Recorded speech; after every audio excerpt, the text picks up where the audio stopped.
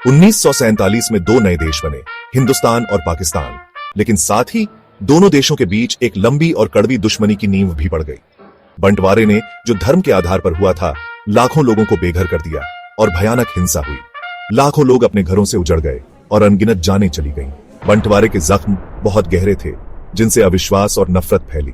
इस झगड़े की जड़ में था कश्मीर। हिंदुस्तान और पाकिस्तान दोनों ही इस खूबसूरत और महत्वपूर्ण इलाके पर अपना हक जताते थे। इस विवाद के कारण 1947 में दोनों नए आजाद देशों के बीच पहली जंग हुई।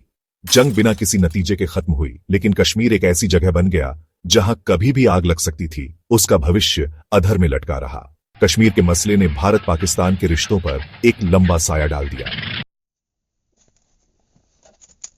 बंटवारे के बाद के दशकों में भारत और पाकिस्तान के बीच कई जंगें और सैन्य गतिरोध देखे गए। दूसरी जंग 1965 में छिड़ी, फिर से कश्मीर को लेकर। यह जंग 5 हफ्ते तक चली और संयुक्त राष्ट्र द्वारा दिए गए युद्ध विराम से खत्म हुई। हालांकि अंदरूनी तनाव बने रहे। 1971 में पूर्वी पाकिस्तान में एक क्रूर गृहयुद्ध छिड़ गया, जिससे एक बड़ा शरणार्थी संकट पैदा हुआ जो भारत में फैल गया। पूर्वी पाकिस्तान में बंगाली राष्ट्रवादियों के समर्थन में भारत के हस्तक्षेप से तीसरा भारत पाक युद्ध हुआ। इस युद्ध के परिणाम स्वरूप पाकिस्तान की हार हुई और एक नए राष्ट्र बांग्लादेश का जन्म हुआ। 1999 का कारगिल संघर्ष एक और खतरनाक वृद्धि का प्रतीक था। पाकिस्तानी सेना ने कश्मीर के कारगिल सेक्टर में भारत के नियंत्रण वाले क्षेत्र में घुसपैठ की, जिससे भीषण लड़ाई हुई। नई सदी में भारत पाकिस्तान के झगड़े में एक नया और खतरनाक पहलू आया, आतंकवाद। खासकर अमेरिका के अफगानिस्तान पर हमले के बाद पाकिस्तान की जमीन से चलने वाले आतंकवादी समूहों का उदय भारत की सुरक्षा के लिए एक बड़ा खतरा बन गया। भारतीय संसद पर 2001 में हुए हमले और 2008 के मुंबई हमलों सहित भारत में हुए कई बड़े आतंकवादी हमलों ने दोनों देशों के बीच तनाव बढ़ा दिया। भारत ने पाकिस्तान पर आतंकवादी समूहों को पनाह देने और उनका समर्थन करने का आरोप लगाया, जबकि पाकिस्तान ने किसी भी तरह की संलिप्तता से इनकार किया। भारत ने इन हमलों का जवाब कूटनीतिक दबाव और सैन्य कार्रवाई के मिश्रण से दिया। आतंकवादी शिविरों और लॉन्च पैड को निशाना बनाने के उद्देश्य से सीमा पार सर्जिकल स्ट्राइक संघर्ष की एक आवर्ती विशेषता बन गई। ये हमले, जबकि भारत के संकल्प को दर्शाने के लिए थे, लेकिन उनमें वृद्धि का जोखिम भी था। अंतरराष्ट्रीय दबाव और बातचीत के छिटपुट प्रयासों के बावजूद 2025 तक के वर्षों में भारत और पाकिस्तान के बीच अंतर्निहित तनाव जारी रहा। कश्मीर का विवादित क्षेत्र एक प्रमुख विवाद का विषय बना रहा, जिसमें दोनों पक्षों ने एक दूसरे पर युद्ध विराम समझौतों और मानवाधिकारों के उल्लंघन का आरोप लगाया। 2019 का पुलवामा हमला, जिसमें एक आत्मघाती हमलावर ने 40 भारतीय अर्धसैनिक कर्मियों को मार डाला, एक महत्वपूर्ण वृद्धि का प्रतीक था। भारत ने हमले के लिए पाकिस्तान स्थित आतंकवादी समूह जैश ए मोहम्मद को दोषी ठहराया और पाकिस्तान के अंदर आतंकवादी प्रशिक्षण शिविरों पर हवाई हमले किए। पाकिस्तान ने एक भारतीय लड़ाकू विमान को मार गिराकर और उसके पायलट को पकड़कर जवाबी कार्रवाई की, जिससे व्यापक संघर्ष की आशंका पैदा हो गई। पायलट को बाद में शांति के संकेत के रूप में रिहा कर दिया गया था, लेकिन इस घटना ने रिश्ते की अस्थिर प्रकृति और इस बात पर प्रकाश डाला कि कैसे एक अपेक्षाकृत छोटी सी घटना भी नियंत्रण से बाहर हो सकती है। भाग 5। अप्रैल 2025। एक चिंगारी भड़की। अप्रैल 2025 एक भ्रामक शांति के साथ शुरू हुआ। भारत पाकिस्तान संबंधों के लंबे और परेशान इतिहास में एक अस्थायी खामोशी। हालांकि यह नाजुक शांति अल्पकालिक साबित हुई। आतंक के एक और कृत्य ने 2 परमाणु सशस्त्र पड़ोसियों को हिंसा और आरोप प्रत्यारोप के एक नए चक्र में धकेल दिया। कश्मीर की सुरम्य पहलगाम घाटी में एक धूप वाली दोपहर में भारतीय और विदेशी नागरिकों का एक समूह इस क्षेत्र की शांत सुंदरता का आनंद ले रहा था। तभी त्रासदी हुई। एक घातक विस्फोट हवा में चीर गया, जिसमें 12 भारतीय सैनिक तुरंत मारे गए, जो उस इलाके की सुरक्षा में तैनात थे। विस्फोट ने पूरे भारत में सदमे की लहरें भेज दी। पिछले आतंकवादी हमलों की दर्दनाक यादें ताजा हो गईं और तत्काल प्रतिशोध की मांग उठी। प्रारंभिक जांच में एक पाकिस्तान आधारित आतंकवादी समूह की संलिप्तता की ओर इशारा किया गया, जिससे तनाव और बढ़ गया और दोनों कट्टर प्रतिद्वंद्वियों के बीच एक और बड़े टकराव की आशंका पैदा हो गई। भाग 6। ऑपरेशन सिंदूर। भारत का जवाबी हमला। पहलगाम हमले ने पूरे भारत में गुस्से और दुख की लहर दौड़ा दी। जिससे जिम्मेदार लोगों के खिलाफ त्वरित और निर्णायक कार्रवाई की मांग उठी। भारी जन दबाव में भारत सरकार ने पाकिस्तान प्रशासित कश्मीर में नियंत्रण रेखा के पार स्थित आतंकवादी लॉन्च पैड और प्रशिक्षण शिविरों के खिलाफ जवाबी हमलों की एक श्रृंखला को अधिकृत किया। ऑपरेशन सिंदूर नाम के इन हमलों ने संघर्ष में एक महत्वपूर्ण वृद्धि को चिह्नित किया, जो इस बात का संकेत देता है कि भारत अब सीमा पार आतंकवाद को बर्दाश्त नहीं करेगा।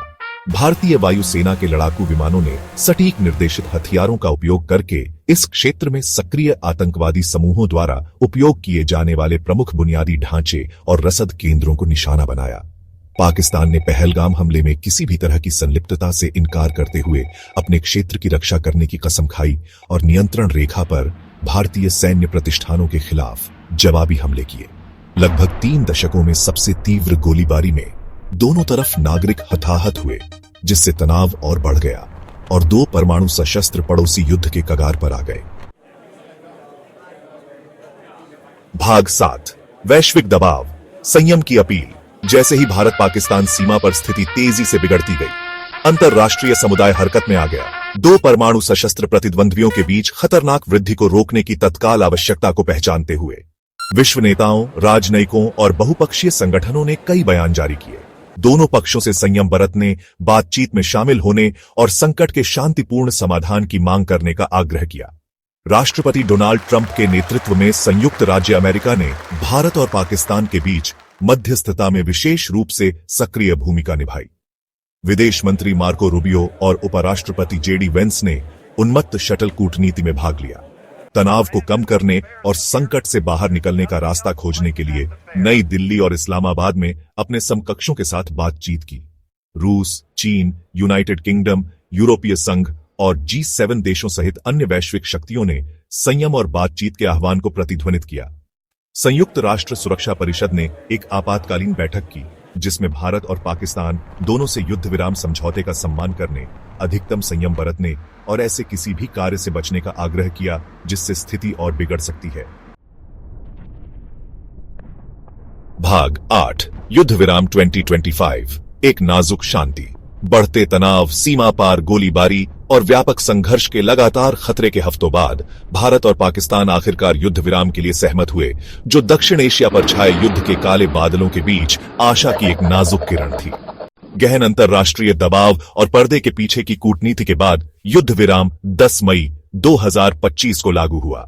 व्हाइट हाउस में एक संवाददाता सम्मेलन के दौरान राष्ट्रपति डोनाल्ड ट्रंप द्वारा घोषित इस समझौते ने तनाव को कम करने और बातचीत की ओर लौटने की दिशा में एक महत्वपूर्ण कदम को चिह्नित किया। यह युद्ध पर कूटनीति की जीत का प्रतिनिधित्व करता है। 2 परमाणु सशस्त्र पड़ोसियों के बीच एक संभावित विनाशकारी संघर्ष को टालने में अंतरराष्ट्रीय सहयोग की शक्ति का प्रमाण है। जबकि भारत और पाकिस्तान दोनों ने सार्वजनिक रूप से युद्ध विराम का स्वागत किया, गहरा अविश्वास और संदेह बना रहा। भारत ने जबकि युद्ध विराम के लिए सहमति व्यक्त की, उसने कहा कि यह एक शांति पहल थी, कमजोरी की निशानी नहीं, और भविष्य में किसी भी उकसावे का कड़ा जवाब देने की कसम खाई। दूसरी ओर पाकिस्तान ने युद्ध विराम में मध्यस्थता करने में अमेरिका की भूमिका की प्रशंसा की। भाग 9 आगे का रास्ता, आशा और अनिश्चितता। भारत और पाकिस्तान के बीच 2025 का युद्ध विराम समझौता, जबकि शांति की दिशा में एक नाजुक कदम था, एक ऐसे क्षेत्र के लिए आशा की एक किरण पेश करता है जो लंबे समय से संघर्ष और अविश्वास के चक्र में फंसा हुआ है। अंतरराष्ट्रीय समुदाय द्वारा कराए गए इस समझौते ने एक संभावित विनाशकारी युद्ध को टाल दिया, लेकिन आगे आने वाली गहरी विभाजनों और चुनौतियों को भी रेखांकित किया। भारत और पाकिस्तान के बीच स्थायी शांति का रास्ता लंबा और कठिन बना हुआ है, जो युद्धों, आतंकवाद और गहरे संदेह से जख्मी साझा इतिहास के मलबे से भरा हुआ है। अनसुलझा कश्मीर विवाद संघर्ष के केंद्र में एक दाग वास्तविक सुलह की किसी भी संभावना पर एक लंबी छाया डालता रहा। युद्ध विराम, जबकि हिंसा से एक स्वागत योग्य राहत है, केवल शत्रुता में एक विराम का प्रतिनिधित्व करता है, न कि अंतर्निहित मुद्दों का समाधान। स्थायी शांति के लिए भारत और पाकिस्तान दोनों को निरंतर बातचीत, विश्वास निर्माण के उपायों और शांतिपूर्ण तरीकों से अपने मतभेदों को सुलझाने के लिए एक वास्तविक प्रतिबद्धता के रास्ते पर चलना होगा।